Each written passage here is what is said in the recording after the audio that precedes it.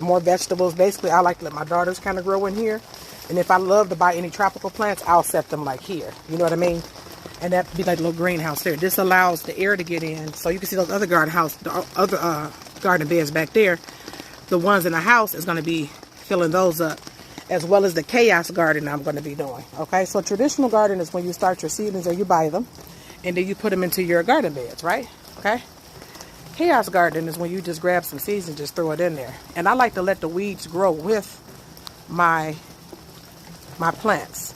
And so as you can see, I can zip this up and it's secured, you know what I mean? From little critters and stuff. Sometimes I put that center block on top of it to close that area up. So the chaos gardening deals with, see, these are native plants here.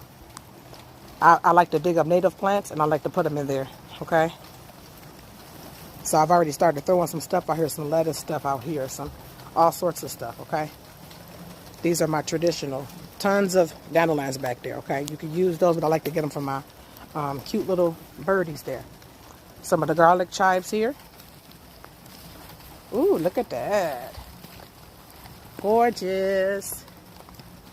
And then I plant flowers as well. These are perennial flowers. They grow up and they actually deter some of the beasts that I don't want to come around here, okay? It's like, get on up out of here. So some of these are what you would consider quote unquote weeds, right? Like these, look at these beautiful dandelions. And this is a lot of mugwort. Yes, this is mugwort. This started growing up by itself. So I just left that in there. These are a type of ivory. You can leave this stuff in here if you know how to pick through, you know what I mean?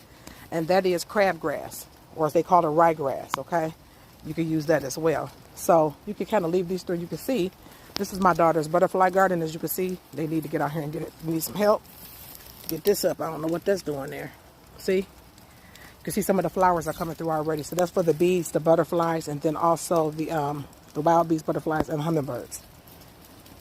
So I'm going to plant the ones, my seedlings I have, periodically just kind of throughout here. No type of, easy rows or anything. And then I'm going to just throw a lot of seeds out. And that's how I let my garden grow up. Okay? If you have issues like identifying, this is more of my mint coming up here. If you have issues trying to identify, I don't know what this is, I don't know what that is, get you a book, go to the library, even look online. They have apps that help you be able to recognize what some things are, okay? All right, so it's coming along. We got some stuff out there. We got some stuff up in here, all right?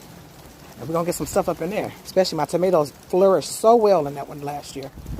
Okay, perfect. We're even going to have some aquatic plants here coming from our ponds in the pot on this side of the house and the other side. All right, you guys stay tuned. Peace.